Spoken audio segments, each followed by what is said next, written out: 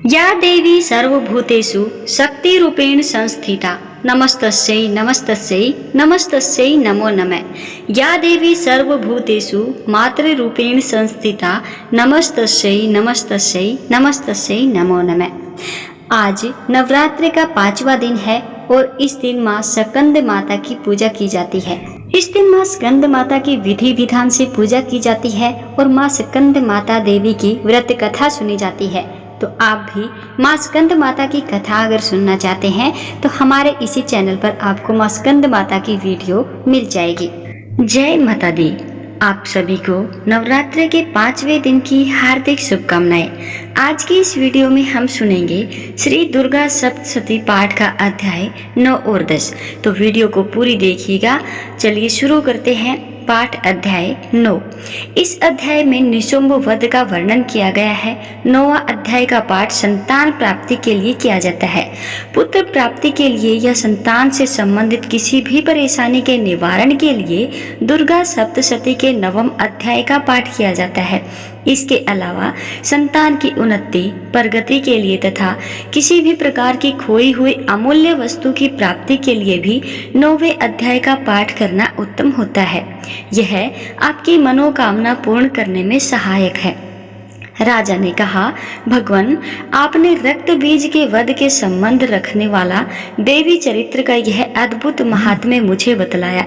अब रक्त बीज के मारे जाने पर अत्यंत क्रोध में भरे हुए शुंभ और निशुंभ ने जो कर्म किया उसे मैं सुनना चाहता हूँ। ऋषि कहते हैं, हे राजन, युद्ध में रक्त बीज तथा अन्य दैत्यों के मारे जाने पर शुंभ और निशुंभ ने के क्रोध की सीमा न रही। अपनी विशाल सेना इस प्रकार मारी जाती देख निशुंभ अमर्ष अर्थात गुस्से में भरकर देवी की ओर दौड़ा। उसके साथ असुरों की प्रधान सेना थी। उसके आगे पीछे तथा पार्श्व भाग में बड़े बड़े असुर थे जो क्रोध से ओठ चबाते हुए देवी को मार डालने के लिए आए। महापराक्रमी शुंभ भी अपनी सेना के साथ मातृ गणों से युद्ध करके क्रोधवश चंडिका को मारने के लिए आ पहुंचा। तब देवी के साथ शुंभ और निशुंभ का घोर संग्राम छिड़ गया। वे दोनों दैत्य मेघों की भांति बाणों की भयंकर वृष्टि कर रहे थे। उन दोनों के चलाए हुए बाणों को चंडिका ने अपने बाणों के समूह से तुरंत काट डाला और शस्त्र समूहों की वर्षा करके उन दोनों दैत्यपतियों के अंगों में भी चोट पहुंचाई। निशुंभ ने तीखी तलवार और चमकती हुई ढाल लेकर देवी के श्रेष्ठ वाहन सिंह के मस्तक पर प्रहार किया। अपने वाहन को चोट पहुंचने पर देवी ने क्षुरपर नामक बाण से निशुंभ की श्रेष्ठ तलवार तुरंत ही काट डाली और उसकी ढाल को भी, जिसमें 8 चांद जड़े थे, खंड खंड कर दिया। ढाल और तलवार के कट जाने पर उस असुर ने शक्ति चलाई, किंतु सामने आने पर देवी ने चक्र से उसे भी 2 टुकड़ों में काट दिया। अब तो निशुंभ क्रोध से जल उठा और उस दानव ने देवी को मारने के लिए शूल उठाया, किंतु देवी के समीप आने पर उसे भी मुक्के से मारकर चूर्ण कर दिया। तब उसे गदा घुमाकर चंडी के ऊपर चलाई, परंतु वह भी देवी के त्रिशूल से कटकर भस्म हो गई। तदंतर दैत्यराज निशुंभ को फरसा हाथ में लेकर आते देख देवी ने बाण समूह से घायल कर धरती पर सुला दिया। उस भयंकर पराक्रमी भाई निशुंभ के धाराशायी हो जाने पर शुंभ को बड़ा क्रोध हुआ और अंबिका का वध करने के लिए वह आगे बढ़ा। रथ पर बैठे बैठे ही उत्तम आयुधों से सुशोभित अपनी बड़ी बड़ी 8 अनुपम भुजाओं से समूचे आकाश को ढककर वह अद्भुत शोभा पाने लगा। उसे आते देख देवी ने शंख बजाया और धनुष की प्रत्यंचा का भी अत्यंत दुस्सह शब्द किया। साथ ही अपने घंटे के शब्द से जो समस्त दैत्य सैनिकों का तेज नष्ट करने वाला था, संपूर्ण दिशाओं को व्याप्त कर दिया। तदंतर सिंह ने भी अपनी दहाड़ से, जिसे सुनकर बड़े बड़े गजराजों का महान मद दूर हो जाता था, आकाश, पृथ्वी और 10 दिशाओं को गुंजा दिया। फिर काली ने आकाश में उछलकर अपने दोनों हाथों से पृथ्वी पर आघात किया। उसे ऐसा भयंकर शब्द हुआ जिससे पहले के सभी शब्द शांत हो गए। तत्पश्चात शिवदूती ने दैत्यों के लिए अमंगलजनक अट्टहास किया। इन शब्दों को सुनकर समस्त असुर थर्रा उठे, किंतु शुंभ को बड़ा क्रोध हुआ।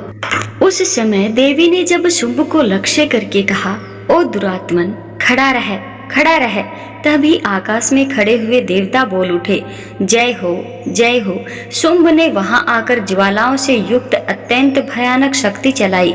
अग्नि में पर्वत के समान आती हुई उस शक्ति को देवी ने बड़े भारी लूके से दूर हटा दिया। उस समय शुंभ के सिंहनाद से तीनों लोग गूंज उठे। हे राजन, उसकी प्रतिध्वनि से वज्रपात के समान भयानक शब्द हुआ, जिसने अन्य सब शब्दों को जीत लिया। शुंभ के चलाए हुए बाणों को देवी ने और देवी के चलाए हुए बाणों को शुंभ ने अपने भयंकर बाणों द्वारा सैकड़ों और हजारों टुकड़ों में काट दिया। तब क्रोध में भरी हुई चंडिका ने शुंभ को शूल से मारा। उसके आघात से मूर्छित हो वह पृथ्वी पर गिर पड़ा। इतने में ही निशुंभ को चेतना हुई और उसने धनुष हाथ में लेकर के बाणों द्वारा देवी काली तथा सिंह को घायल कर डाला। फिर उस दैत्यराज ने 10,000 बाहें बनाकर चक्रों के प्रहार से चंडिका को आच्छादित कर दिया। तब दुर्गम पीड़ा का नाश करने वाली भगवती दुर्गा ने कुपित होकर के अपने बाणों से उन चक्रों तथा बाणों को काट गिराया। यह देख निशुंभ दैत्य सेना के साथ चंडिका का वध करने के लिए हाथ में गदा ले बड़े वेग से दौड़ा। उसके आते ही चंडी ने तीखी धार वाली तलवार से उसकी गदा को शीघ्र ही काट डाला। तब उसने शूल हाथ में ले लिया। देवताओं को पीड़ा देने वाले निशुंभ को शूल हाथ में लिए आते देख चंडिका ने वेग से चलाए हुए अपने शूल से उसकी छाती ही छेद डाली। शूल से विदीर्ण हो जाने पर उसकी छाती से एक दूसरा महाबली एवं महापराक्रमी पुरुष खड़ी रह कहता हुआ निकला। उस निकलते हुए पुरुष की बात सुनकर देवी ठठाकर हंस पड़ी और खड्ग से उसका मस्तक काट डाला। फिर तो वह पृथ्वी पर गिर पड़ा। तदंतर सिंह अपनी दांतों से असुरों की गर्दन कुचलकर खाने लगा। यह बड़ा भयंकर दृश्य था। उधर काली तथा शिवदूती ने भी अन्य दैत्यों का भक्षण कर आरंभ कर दिया।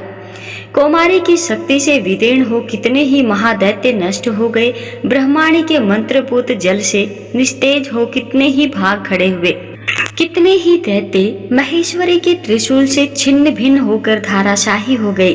वाराही के थुथुन के आघात से कितनों का पृथ्वी पर कुचोमर निकल गया।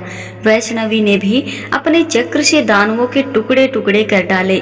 ऐन्द्री के हाथ से छुटे हुए वज्र से भी कितने ही प्राणों से हाथ धो बैठे। कुछ असुर नष्ट हो गए, कुछ उस महायुद्ध से भाग गए तथा कितने ही काली शिवदूती तथा सिंह के ग्रास बन गए। इस प्रकार श्री मार्कंडेय पुराण में सावर्णिक मनवंतर की कथा के अंतर्गत देवी महात्म्य में निशुंभ वध नामक 9वां अध्याय पूरा हुआ। अब आइए श्रवण करते हैं श्री दुर्गा सप्तशती पाठ का 10वां अध्याय। अगर संतान गलत रास्ते पर जा रही है तो ऐसी भटकी हुई संतान को सही रास्ते पर लाने के लिए 10वां अध्याय सर्वश्रेष्ठ है। अच्छे और योग्य पुत्र की कामना के साथ अगर 10वें अध्याय का पाठ किया जाए तो योग्य संतान की प्राप्ति होती है और प्राप्त संतान सही रास्ते पर चलती है। ऋषि कहते हैं, हे राजन, अपने प्राणों के समान प्यारे भाई निशुंभ को मारा गया देख तथा सारी सेना का संहार होता जान शुंभ ने कुपित होकर कहा, दुष्ट दुर्गे, तू बल के अभिमान में आकर झूठ मूठ का घमंड न दिखा। तू बड़ी ही मानिनी बनी हुई है, किंतु दूसरी स्त्रियों के बल का सहारा लेकर लड़ती है। देवी बोली, ओ दुष्ट, मैं अकेली ही हूँ। इस संसार में मेरे सिवा दूसरी कौन है? देख, ये मेरी ही विभूतियां हैं, अतः मुझ में ही प्रवेश कर रही है। तदंतर ब्रह्माणी आदि समस्त देवियां अंबिका देवी के शरीर में ही लीन हो गई। उस समय केवल अंबिका देवी ही रह गई। देवी बोली, मैं अपनी ऐश्वर्य शक्ति से अनेक रूपों में यहाँ उपस्थित हुई थी।